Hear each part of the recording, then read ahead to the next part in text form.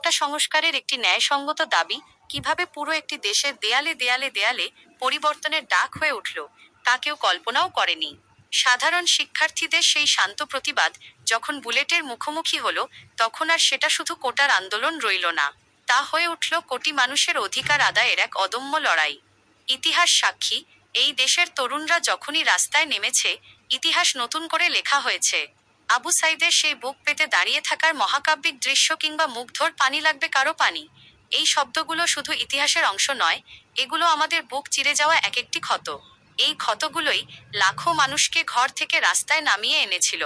দিনগুলো ছিল রক্তক্ষয়ী, রাতগুলো ছিল উৎকণ্ঠার।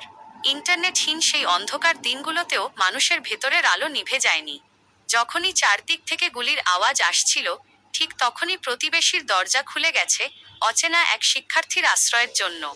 এই অভ্যুত্থান শুধু প্রতিবাদের ছিল না, এটি ছিল একে অপরের পাশে দাঁড়ানোর অভূতপূর্ব এক মানবিকতার গল্প। সবচেয়ে সুন্দর দৃশ্যটা ছিল বৈচিত্র্যের। বিশ্ববিদ্যালয়ের শিক্ষার্থী, রিকশা চালক, মাদ্রাসা ছাত্র, তৈরি পোশাক শ্রমিক থেকে শুরু করে গৃহিণী, সবাই এক লাইনে দাঁড়িয়ে গিয়েছিল। কোনো বিভেদ ছিল না, কোনো ভয় ছিল না। সবার চোখে ছিল একটাই স্বপ্ন, একটি স্বাধীন, বৈষম্যহীন এবং স্বৈরাচার মুক্ত নতুন বাংলাদেশ। অবশেষে সেই 5ই জুলাই এলো, যা চিরকাল আমাদের ক্যালেন্ডারে লাল অক্ষরে লেখা থাকবে। ভয়ের দেয়াল ভেঙে যখন লাখো মানুষ মেগা মার্চে যোগ দিল, তখন পরিষ্কার হয়ে গিয়েছিল জনতার শক্তির চেয়ে বড় কোনো শক্তি এই পৃথিবীতে নেই।